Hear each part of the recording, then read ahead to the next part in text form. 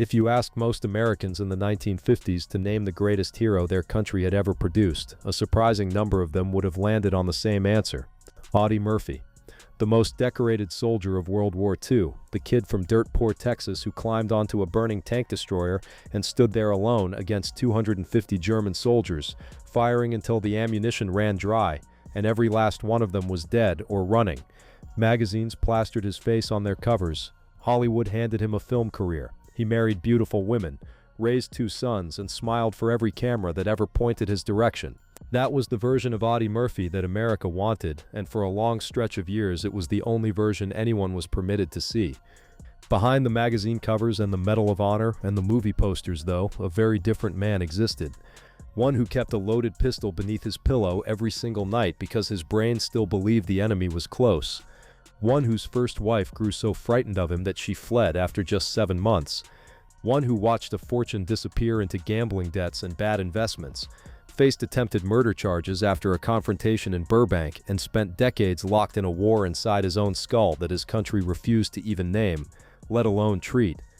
This is not the Audie Murphy they put on the posters. This is the one they kept off them. And his story, the real one, the one that includes the loaded guns and the gambling losses and the shattered marriages and the nights he spent screaming in his sleep while America slept soundly believing its greatest hero was doing just fine, says more about what war actually costs than any medal or movie ever could. The image America built. Before we pull the curtain back, it helps to understand just how carefully that curtain was constructed in the first place, because the Audie Murphy the public knew in the late 1940s and 1950s was practically a manufactured product. When he returned from Europe in 1945, the machinery of American fame grabbed hold of him immediately. Life magazine ran his face as the most decorated soldier in the country, and from that single cover the mythology took off. Here stood a baby-faced Texan, barely old enough to vote, who had fought in 7 major campaigns across Europe and collected every combat award for valor the United States Army could hand out, plus decorations from France and Belgium on top of those. The story wrote itself, and America ate it up because America needed exactly that kind of story. After 4 brutal years of war, Hollywood moved fast once the opportunity presented itself. Actor James Cagney spotted the Life cover and brought Murphy out to California, set him up with housing, and arranged acting lessons to prepare him for the screen. A 7-year contract with Universal Pictures followed not long after. Westerns became his bread and butter, and the studios loved him because he did not have to pretend to be tough on screen. Audiences looked at Audie Murphy playing a gunfighter or a frontier soldier and believed every second of it, because the man behind the character had actually lived through things that made any script look tame by comparison. The peak arrived in 1955 with To Hell and Back, a film based on Murphy's own wartime memoir where he played himself, reliving the worst moments of his life in front of cameras and crew. That picture became the highest-grossing film in Universal Studios history at the time, and it cemented his public image in stone. War hero, movie star, family man, with a ranch in California and 2 young boys at home, the American dream walking around in cowboy boots.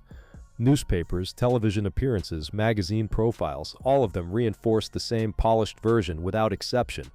Murphy appeared on popular shows like What's My Line and Toast of the Town, and every appearance added another coat of paint to the image of the wholesome American hero who had it all figured out. The Army gave him the Outstanding Civilian Service Medal for his television work. He returned to military service through the Texas Army National Guard after Korea started, trained recruits, and lent his name to recruiting campaigns. Promotion to major followed in 1956. Every angle, every headline, every photo opportunity told the same carefully maintained story. Audie Murphy had beaten the odds, won the war, conquered Hollywood, built a family, and come out the other side whole and smiling. He was living proof that the American dream worked exactly the way it was supposed to, and millions of Americans were happy to believe that because they needed it to be true. None of it was the full truth, not even close. And what was actually happening behind that polished surface had been building pressure since the day he stepped off the boat from Europe, getting worse with each year that passed, while the cameras kept capturing that same steady smile. The war inside his head. The nightmares started almost as soon as the shooting stopped, and they never went away. Not after a month, not after a year, not after a decade. For the rest of Audie Murphy's life, the war replayed itself inside his head on a loop that no amount of fame, money, or applause could interrupt. Sleep turned into a nightly ordeal. The dreams dragged him back to frozen fields and burning vehicles, to the faces of men he had watched die in ways that no civilian conversation could hold. A loaded pistol stayed under his pillow at all times because some rewired part of his brain, the part that had kept him alive across 7 campaigns in Europe, still operated as though the enemy could walk through the bedroom door at any moment. That gun was not a decoration or a security blanket. It was the behavior of a man whose nervous system had never received the message that the war was over. A medical examination conducted on June 17, 1947, laid out the damage in clinical terms: insomnia so persistent that full nights of sleep became the exception rather than the rule. Depression heavy enough to flatten entire weeks, headaches that arrived without warning and refused to leave, vomiting that came out of nowhere. Every one of those symptoms traced straight back to combat, and every one of them followed him through the rest of his years. Nobody called it PTSD in those days.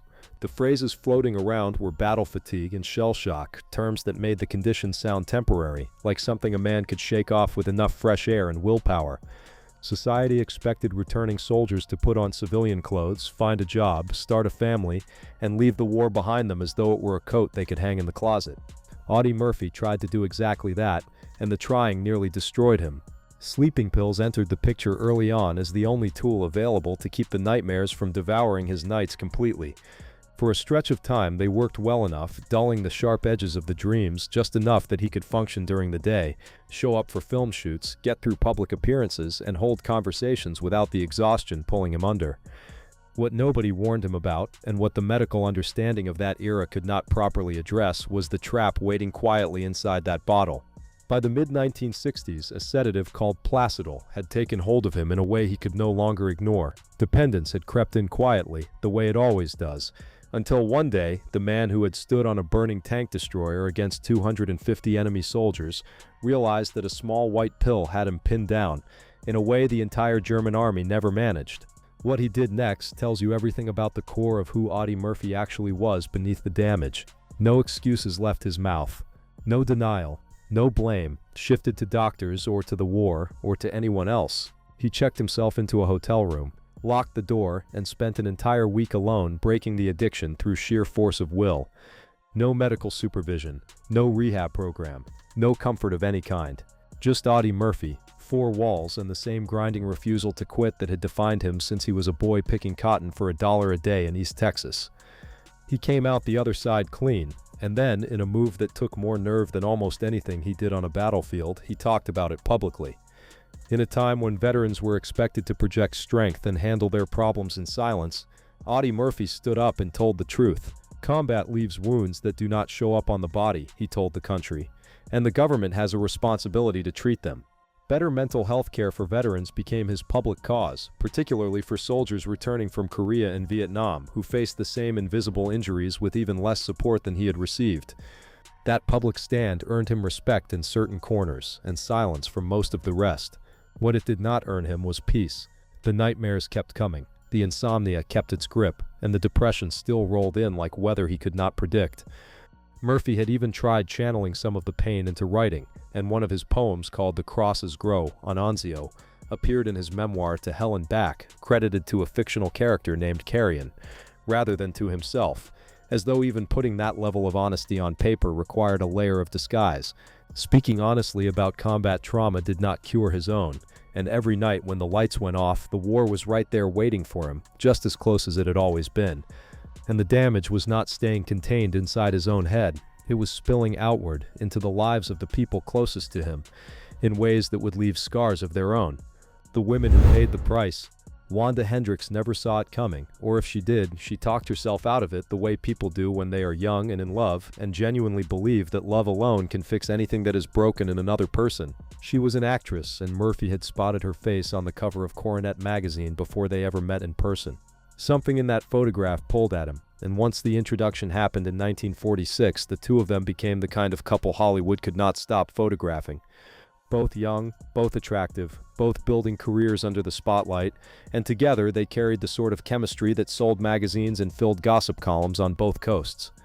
Their wedding took place in 1949, and the trouble walked through the door right alongside them War trauma does not take a break for romance, and the symptoms Murphy carried home from Europe did not soften because a beautiful woman now shared his bed. The nightmares continued exactly as before.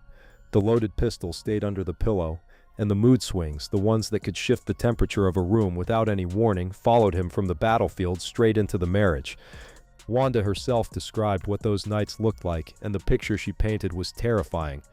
During arguments, Murphy would point a loaded gun at her, a weapon aimed at the woman he had married, not because he was evil or because he wanted to hurt her, but because the war had scrambled something fundamental inside him, and in those moments he was not entirely the man standing in that room. On top of the fear came pressure of a different kind. Murphy wanted Wanda to give up her acting career, to step away from the spotlight and become the kind of quiet domestic wife he believed he needed. Whether that desire came from a need for control or a desperate grab at some version of normalcy the war had already made impossible, the result was the same. Wanda felt trapped between a husband she could not predict and a career she was being told to abandon. 7 months. That is how long the marriage survived before Wanda packed her things and walked out. Legal separation followed in 1950, and the divorce became final in 1951. The public fallout filled gossip columns for months and damaged Wanda's career along the way, which meant the price of being married to Audie Murphy continued collecting long after the marriage itself was dead. And here is where the pattern becomes impossible to ignore. Murphy did not slow down after the divorce, did not pause to examine what had gone wrong, and did not seek help for the trauma that had wrecked his marriage. The opposite happened. Friends and co-stars described the same cycle playing out over and over in the years that followed. Murphy would pursue a woman with blinding intensity, charm her completely, and then lose interest within a matter of weeks. Short, hot romances that flared up and burned out almost overnight became his reputation behind the scenes. Actress Peggy Castle was one name attached to that pattern, a relationship that lasted roughly a month before it evaporated. His co-star and friend Jack Elam summed it up with one blunt observation, saying Murphy chased women with a flaming passion that lasted only a few days before the feelings simply disappeared. The man craved connection constantly and visibly, and that much was obvious to everyone around him. What combat had taken from him, though, was the ability to sustain it beyond those first electric weeks. Intimacy meant vulnerability, and vulnerability meant letting someone close enough to see the broken parts. And every time a woman got that close, the walls went up, or the darkness leaked out, or both happened at once, and the relationship collapsed under weight it was never built to carry. Pamela Archer entered his life just 4 days after the divorce from Wanda became official. They married on April 23, 1951, at Highland Park Methodist Church in Dallas, Texas, and Pamela was the opposite of everything Hollywood had thrown at him. A former airline stewardess from Texas who had worked for Braniff Airlines, she carried zero interest in red carpets or celebrity parties, and valued the kind of quiet, settled life that Murphy desperately needed but had never been able to build. The marriage lasted 20 years. 2 sons arrived, Terry Michael in 1952 and James Shannon in 1954, and they built a life in California where Murphy bred quarter horses at a ranch carrying his name. Pamela raised the boys and created the kind of household that gave Murphy something he had been chasing since East Texas, a real home with real stability. None of that means the war stayed outside the door, though. Pamela saw the nightmares firsthand. She lived with the mood swings that could shift a room without any warning. She knew about the loaded pistol under the pillow and the temper that could detonate at any moment.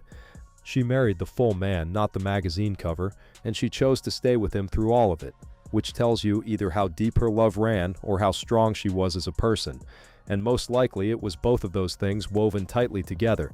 Still, even a marriage that lasted 20 years could not fix what was broken. It could absorb the damage and provide shelter around it, but it could not make the damage go away, and while Pamela held the home together, the rest of Murphy's life was coming apart in ways that no amount of love could prevent. The money that disappeared growing up with nothing does something permanent to the way a person relates to money, and Audie Murphy grew up with less than nothing. Cotton fields, $1 a day, hunting squirrels to feed his siblings, a father who vanished and a mother who died when he was 16. Poverty was not just his background, it was the lens through which he saw the entire world, and when fame and Hollywood finally put real money in his hands, that lens did not change, it just pointed in a new direction. Gambling found him through horse racing, and the track at Del Mar became a regular destination where money flowed out far faster than it ever came in. The spending started there and expanded outward into investments that promised big returns and delivered losses instead, one after another, each one a bet that the next opportunity would be the one to turn everything around. Murphy put money into these ventures with the same aggressive instinct he had brought to combat, charging forward without enough information, trusting his gut over the numbers, and refusing to retreat when the signs turned bad. The single most devastating blow landed in 1968 when an Algerian oil deal collapsed and took $260,000 of his money with it, a figure he confirmed publicly and one that represented a staggering sum for that era. Layer the IRS on top of that, because unpaid taxes had been accumulating alongside the gambling losses and failed investments, and the financial picture turns genuinely grim. The most famous soldier in American history, the man whose face had sold millions of movie tickets, was drowning in debt with no clear way to the surface. And this is where a detail emerges that cuts through all the noise about his flaws and his damage and his bad decisions. A detail that tells you something about the principles still operating underneath the mess. Alcohol companies came calling. Cigarette brands wanted his face and his name. The money from those endorsement deals would have made a serious dent in his financial problems, and given how desperate his situation was becoming, nobody would have blamed him for saying yes. Murphy turned every single one of them down flat. His reason was simple, and it never wavered. He did not want to set a bad example for young people. Sit with that for a moment. A man watching his finances collapse around him, debts piling up from every direction, the IRS closing in, his entire lifestyle cracking in real time, and he still refused to put his name on a product that might push some kid toward drinking or smoking. That is not the behavior of a man without a conscience. That is a man whose moral compass was still pointing true, even while everything else in his life spun completely out of control. The financial decline did not stop, though, because principles alone do not pay debts. Murphy kept working, kept making films, and kept looking for the investment that would finally turn things around, while the hole beneath him kept getting deeper. And the money problems did not exist in isolation. The stress amplified the mood swings. The mood swings strained the marriage. The strain at home made everything harder, and all of it circled back around to the war still playing on repeat inside his head. Which brings us to the part of Audie Murphy's story that made the headlines for all the wrong reasons. The temper that scared everyone. The temper did not start in the war. That is worth understanding because it changes the picture. Audie Murphy had been carrying a fast, hot anger since childhood, since the cotton fields and the absent father and the kind of poverty that teaches a boy to fight before it teaches him anything else. People in Kingston, Texas noticed it when he was still young, a moodiness that could flash into something sharp without much warning. What the war did was take that existing temper and pour gasoline on it. Combat dialed everything up, the intensity, the speed of the reaction, the depth of the rage, and it removed whatever filters a normal civilian life might have installed along the way. After 1945, Murphy's anger operated on a hair trigger, and the people who worked with him and lived around him learned quickly that certain lines could not be crossed, and certain moments could not be predicted. Friends and co-workers used the word alarming when they described his behavior in private settings. Not occasionally alarming, not once in a while alarming, but consistently alarming in a way that kept everyone around him on edge.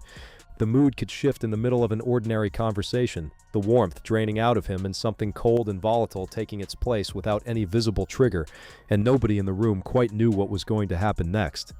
May of 1970 brought the moment that shoved all of this into the public eye in the most damaging way possible. A dispute with a dog trainer in Burbank, California, escalated badly enough that police arrived and filed charges, and these were not the kind of charges that get quietly settled and forgotten. Battery and assault with intent to commit murder. The accusation included a claim that Murphy had fired a shot at the man during the confrontation, which Murphy denied firmly, and the charges were eventually dropped after the legal process played out and the evidence failed to support the most serious allegations. Cleared or not, the headlines hit hard and spread fast. The most decorated soldier in American history, arrested and accused of trying to kill a man over a dispute about a dog. For the public that had spent 25 years seeing only the polished hero on their movie screens and magazine covers, the news landed like a punch they were not remotely prepared for.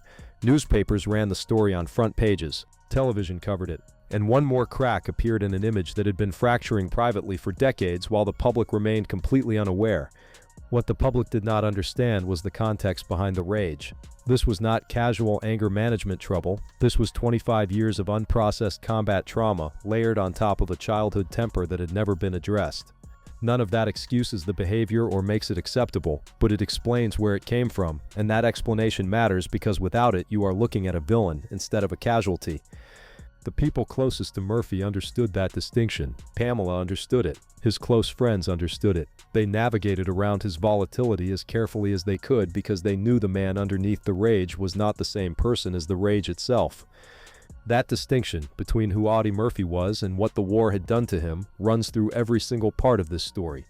And it becomes most visible when you look at how the system that sent him to war handled him after he came home. The country that pinned medals and walked away. Here is what the United States of America gave Audie Murphy for his service. The Medal of Honor, presented personally by Lieutenant General Alexander Patch near Salzburg, Austria on June 2nd. The Distinguished Service Cross, 2 silver stars, 2 bronze stars, 3 purple hearts, the Legion of Merit, decorations from France and Belgium, magazine covers from coast to coast, and a permanent place in the national mythology. And here is what the United States of America gave Audie Murphy for his recovery. A 50% disability classification and the suggestion that he figure the rest out on his own. That gap tells the entire story of how this country treated its combat veterans in the decades following World War II. When Murphy came home struggling with everything that would later be recognized as PTSD, no framework existed to help him. No specialized treatment programs, no real understanding of what sustained combat does to the human brain. The medical establishment simply did not have the tools, and the culture made seeking help feel like weakness. So the most famous soldier in the country navigated his mental health the same way millions of less famous veterans did, alone with sleeping pills to manage the nights and willpower to manage the days, while untreated trauma ate through one foundation after another. The fact that he eventually became dependent on a sedative should surprise exactly nobody. When a man in terrible pain receives a pill that dulls the pain and is offered nothing else, dependency is not a moral failure. It is the predictable outcome of a system that offered a band-aid where surgery was needed. And when Murphy broke that addiction by himself, locked alone in a hotel room for a week with no help from the same government that had hung a Medal of Honor around his neck, the contrast between what was asked of him and what was given in return could not have been sharper. His advocacy for veteran mental health care came directly from that experience. Murphy spoke about combat trauma not from a comfortable distance or an academic podium, but as a man still living inside it, every single day.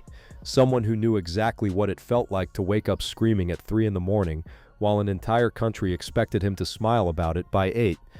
He pushed for better treatment for soldiers returning from Korea and Vietnam, groups who faced the same invisible injuries with even less sympathy than his generation had received. The response from official Washington was polite and largely hollow, happy to put Murphy on stage for patriotic ceremonies, but slow to fund the kind of mental health infrastructure he was calling for.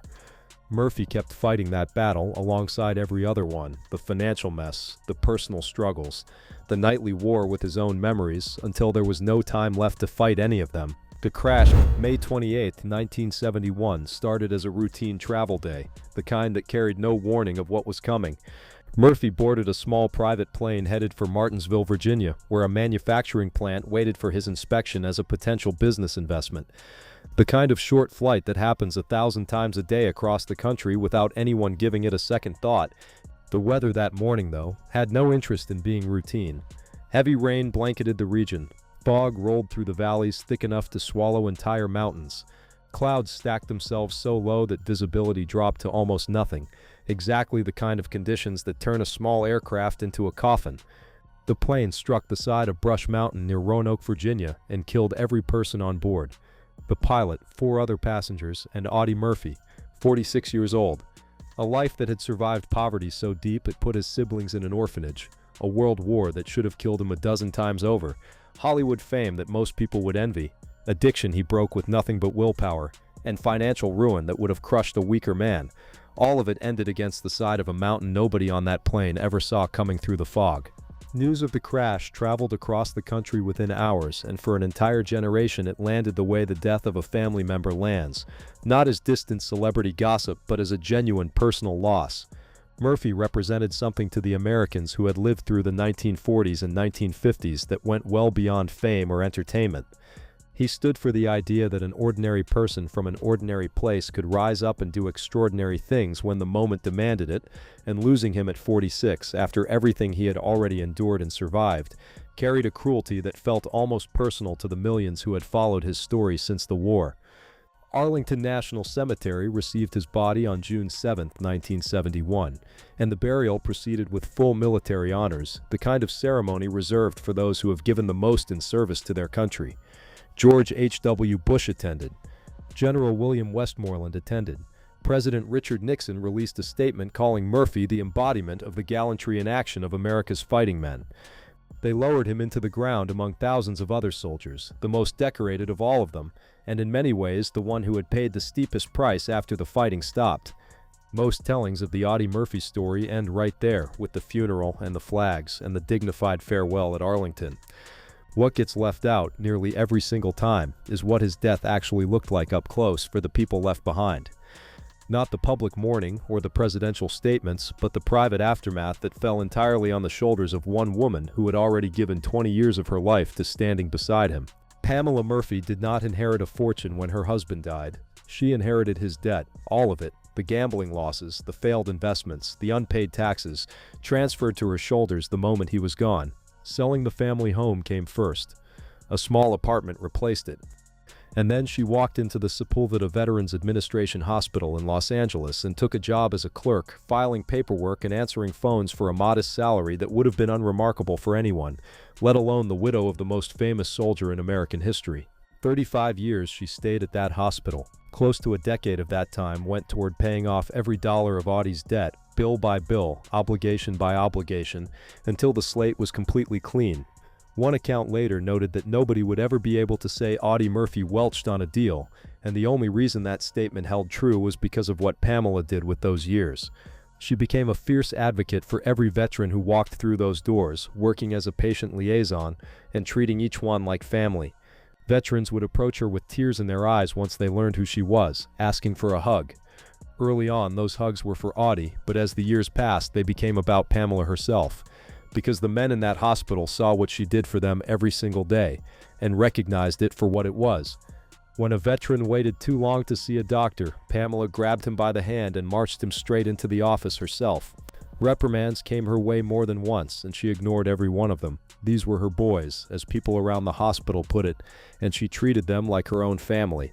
Pamela Murphy retired in 2007 at the age of 87 after budget cuts in 2002 had nearly ended her tenure until the veterans themselves organized protests loud enough to keep her on, which tells you everything about the kind of loyalty she inspired in the people she cared for. She died peacefully on April 8, 2010, survived by her sons Terry and James. By then, people were no longer just remembering the man she married, they were remembering her. The Audie Murphy that America built was a perfect thing, almost too perfect to be real. A flawless hero, a smiling movie star, a man who had stared down the worst the world could throw at him and come through it whole and undamaged. That version looked great on magazine covers and movie posters and Veterans Day tributes, and for decades it was the only version most people ever encountered or wanted to encounter. The real Audie Murphy was something far more complicated and far more human. A man who could not sleep without a loaded gun within arm's reach. A husband whose war trauma made him dangerous to the women who loved him. A gambler who watched a fortune slip through his fingers while refusing on principle to earn easy money from cigarette and alcohol endorsements. A father who worked to build the family he never had as a child, even as the foundation underneath him kept shifting and cracking. A veteran who broke his own addiction alone in a hotel room and then stood up in front of a country that worshipped toughness and told the truth about the invisible cost of combat, at a time when nobody in power wanted to hear a single word of it. He was not the saint the posters made him. He was also not a villain. He was a human being who absorbed more violence and loss by the age of 20 than most people encounter in a full lifetime, and who spent the next 26 years carrying wounds that his country celebrated him for earning but refused to help him heal. The real tragedy of Audie Murphy's life is not the plane crash or the gambling or the arrest in Burbank. The real tragedy is that the bravest soldier America produced in the 20th century spent his entire adult life fighting a war that nobody around him could see, in a country that had not yet built the language or the infrastructure to acknowledge that war even existed. Every veteran who has ever come home and found that the hardest battle was waiting in their own living room understands what Audie Murphy went through. Every spouse who has ever lain awake next to someone trapped in a nightmare from a place they have never been understands what Wanda and Pamela lived with. Audie Murphy deserved better. Not better fame, better care. a country as committed to healing its soldiers as it was to honoring them. If you watched our first video, you saw the full sweep of his life, the heroism, the Hollywood years, and the love story with Pamela. This time, we wanted to show you the parts that got left on the cutting room floor, the parts the image makers did not want you to see. Not because they diminish him, but because they complete him. The flaws and the pain and the private battles are not footnotes to his legacy. They are his legacy, every bit as much as the Medal of Honor and the 5 words he gave the world when they asked him why he did it. They were killing my friends. Share this one with someone who needs to hear it, especially if they have ever loved a veteran or been one themselves. Subscribe if you have not already, because we have more stories like this coming, stories about the full truth behind the names everyone thinks they know. We will see you in the next one.